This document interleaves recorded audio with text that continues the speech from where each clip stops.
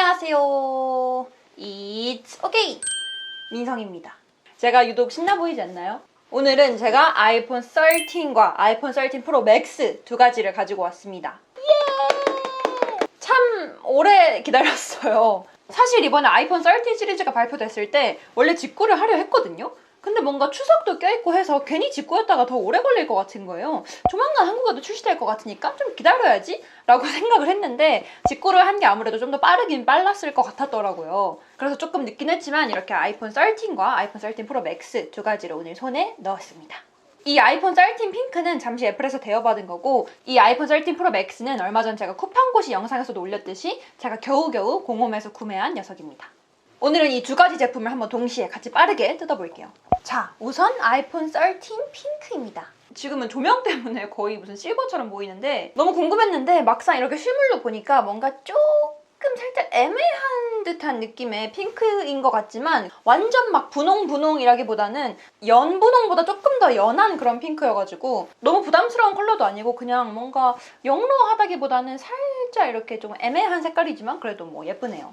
이번 아이폰 13이 아이폰 13 시리즈 4가지 중에 뭐 가장 애매하다, 애매한 제품이다 이런 말도 많던데, 우선 이번 아이폰 13은 6.1인치 디스플레이에 무게는 173g입니다. 사실 저는 워낙 무거운 제품을 많이 쓰던 사람이어서 이 정도 173g 정도는 너무 아무렇지도 않아요. 프로가 아니라 아이폰 13을 구매하시는 분들은 아마 13 미니와 13 중에서 고민을 좀 하실 것 같은데, 13 미니와 13은 기능 면에서는 거의 동일합니다. 둘 다 전반적으로 저조도 촬영이라든지 시네마틱 모드라든지 이런 카메라 형성이 둘 다 됐고, 두 제품 모두 A15 바이오닉 칩에 슈퍼 레티나 디스플레이를 탑재했는데, 그래도 13 미니와 13의 가장 큰 차이라고 한다면 아무래도 이 크기 그리고 무게겠죠. 13 미니는 5.4인치로 이번 13 시리즈 중에 이름처럼 가장 미니 쪼꼬미한 녀석이고요. 이 13은 말씀드린 것처럼 6.1인치입니다. 그래서 크기의 차이가 조금 있어요. 그리고 또 배터리 시간도 차이가 있는데 13 미니보다 이 13이 동영상 최대 재생 시간이 19시간으로 미니보다 2시간 정도 더 길어요. 그래서 사실상 크기 말고는 13 미니랑 13은 그렇게 큰 차이는 없죠, 사실. 우선 외관 이 디자인부터 보면요. 외관을 봤을 때 저한테 가장 눈에 띄는 변화는 바로 여기 카메라인데요. 12 때는 세로로 일자가 이렇게 두 개 달렸다면 이번 13은 이렇게 대각선으로 두 개가 배치돼 있죠. 저는 원래 인덕션처럼 카메라가 3개 크게 달린 12 프로 맥스를 사용했기 때문에 이번에 이렇게 대각선으로 카메라 렌즈가 2개 똥똥 박혀있는 거는 조금 더 깔끔해 보이는 것 같습니다. 카메라는 와이드와 울트라 와이드 카메라 이렇게 2개가 탑재돼 있어요. 그리고 이번 아이폰 13 시리즈에는 전체적으로 아이폰 12 프로 맥스에서만 탑재됐던 센서 시프트 OIS가 전체적으로 탑재가 됐어요. 이게 광학식 손떨림과는 다르게 이 센서 자체를 움직이면서 손떨림을 보정해주는 기능이라서 물리적으로 이 아이폰 12의 카메라 렌즈가 조금 더 커진 걸 알 수 있습니다. 덕분에 어두운 야간, 저조도 환경에서의 촬영이 좀 더 개선이 됐는데요. 사실 저는 이것보다 이번 아이폰 13 시리즈에서 가장 궁금한 게 그 카메라의 시네마틱 모드인데, 이거는 조금 이따가 아이폰 13 프로 맥스에서 한번 써보도록 할게요. 참고로 이번 아이폰 13 배터리는 3227mAh고 아이폰 12는 2815mAh였습니다. 이 배터리는 제가 조금 더 열심히 써보고 알려드릴게요. 그리고 이 카메라 부분에 카툭튀도 꼭 짚고 넘어가야 할 것 같아요. 많은 분들이 이 아이폰의 카툭튀를 많이 아쉬워하시던데, 이번에 카툭튀 역시 뭐 그렇게 크게 개선된 것 같진 않아요. 그냥 평평한 책상에 뒀을 때는 이 제품의 높낮이가 너무 달라서 완전 딸깍거릴 정도인데요. 물론 케이스를 씌우면 어느 정도 보완이 되긴 하지만 이 카툭튀 때문에 제품의 높낮이가 달라지는 게 좀 아쉬운 거는 사실입니다. 다만 저는 늘 말씀드렸다시피 카툭튀가 있는 게 좀 아쉽긴 하지만 제 개인적으로 저는 이렇게 책상에 두고 평평한 곳에 두고 사용하기보다는 주로 손에 쥐거나 거치대에 두고 사용할 일이 많기 때문에 이 카툭튀로 인한 불편함이 그렇게 많이 느끼진 않았어요. 그리고 디스플레이에서 가장 또 중요한 게 이 노치죠. 근데 난 노치가 발음이 잘 안 된다? 노치 디자인. 이 노치도 이번에 20% 줄었습니다. 사실 이렇게 노치가 20% 정도 준 게 당연히 좋은 거긴 한데, 이렇게 딱 이 제품만 놓고 봤을 때는 딱히 그렇게 체감을 잘 못할 정도예요. 이전의 아이폰과 직접 비교를 해야지 아이폰 노치가 좀 줄었구나 라고 느낄 수 있는 정도이지, 이렇게 딱 봤을 때는 뭐가 달라진 거지? 싶을 정도로 노치가 물론 20% 줄긴 했지만 저 개인적으로는 그렇게 크게 와닿는 변화는 아니었습니다. 그리고 또 디스플레이를 좀 더 말씀드리자면 이 화면 밝기도 최대 800니트까지, 그리고 HDR 사진이나 영상에서는 1200니트까지 밝아졌는데요. 사실 이것도 지금처럼 그냥 실내에서 사용했을 때 제 개인적으로는 그렇게 체감상 뭐 크게 와닿는 변화는 아니기도 하고, 무엇보다 이게 아이폰 12 프로 맥스랑 동일한 밝기 성능이에요. 그래서 기존의 아이폰 12 프로 맥스 유저인 저한테는 크게 와닿는 부분은 아니지만, 그래도 뭐 밝기가 밝아졌다, 뭐 성능이 개선됐다 하니까 뭐 마다할 이유는 없죠. 당연한 얘기지만 아이폰 13 역시 맥세이프를 지원해서 맥세이프 충전이나 카드 지갑 다 호환이 됩니다. 그리고 마지막으로 주사율. 이 주사율이 또 엄청 화제였죠. 시대가 어느 시대인데 60Hz가 말이 되냐 이런 말도 많았는데 이번에 아이폰 13에 120Hz 주사율이 탑재가 됐습니다. 근데 프로 라인에서만 가능해요. 그니까 아이폰 13과 아이폰 13 프로 맥스에만 120Hz 주사율이 들어가 있고, 아이폰 13과 아이폰 13 미니에는 그냥 60Hz 주사율이 그대로 들어가 있습니다. 어쩐지 달라진 게 없더라. 그래서 이 주사율 부분은 13 프로 맥스에서 좀 더 자세히 알려드릴게요. 자, 그리고 또 제가 정말 많이 기다렸던 아이폰 13 프로 맥스입니다. 아마 가장 많은 분들이 선택하실 것 같은 시에라 블루 색깔을 저도 역시 샀고요. 근데 제가 느낀 게 이 아이폰의 컬러는 그렇게 중요하지 않아요. 왜냐면 어차피 케이스를 끼우고 다니기 때문에 케이스의 색깔이 더 중요한 것 같아요.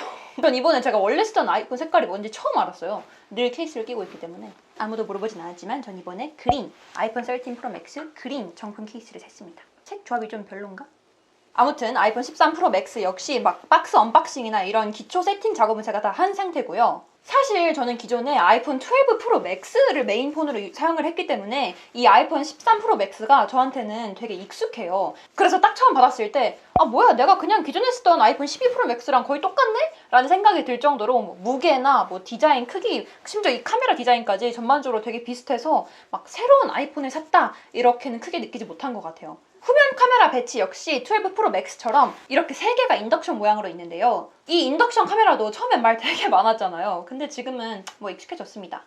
망원, 와이드, 울트라 와이드 이렇게 3개의 렌즈가 탑재되어 있고, 이번 13 프로 맥스는 12 프로 맥스와 동일하게 6.7인치 디스플레이입니다. 다만 A15 바이오닉 칩이 들어가서 동영상 재생 시간이나 배터리, 속도같이 전반적으로 성능이 향상됐는데, 이거는 제가 언박싱한 지 1시간도 안 됐기 때문에 좀 더 열심히 써보고 그 느껴지는 변화를 알려드릴게요. 배터리는 4352mAh예요. 참고로 아이폰 12 프로 맥스가 3687mAh였거든요. 그래서 동영상 최대 재생 시간도 20시간에서 28시간으로 늘어났어요. 이 배터리는 당연히 크면 클수록 좋지만 저는 기존에 12 프로 맥스도 12라인 중에 가장 배터리 용량이 큰 제품이었잖아요. 그래서 원래 12 프로 맥스도 배터리가 부족하다라고 느낀 적이 진짜 한 번도 없거든요, 거의. 배터리는 되게 만족을 하고 있는 상태였는데 이 13 프로 맥스는 배터리가 뭐 더 늘어났다고 하니까 마다할 건 없지만 와, 이 배터리 진짜 보조 배터리 이런 거 진짜 필요 없겠다라고 생각을 많이 했어요. 어느 정도냐면 12 프로 맥스만 하더라도 아침부터 저녁까지 하루 종일 휴대폰을 사용해도 평균적으로 잠자리에 들기 전에 새벽까지 배터리가 부족하다 이런 알림이 온 적은 한 번도 없었어요.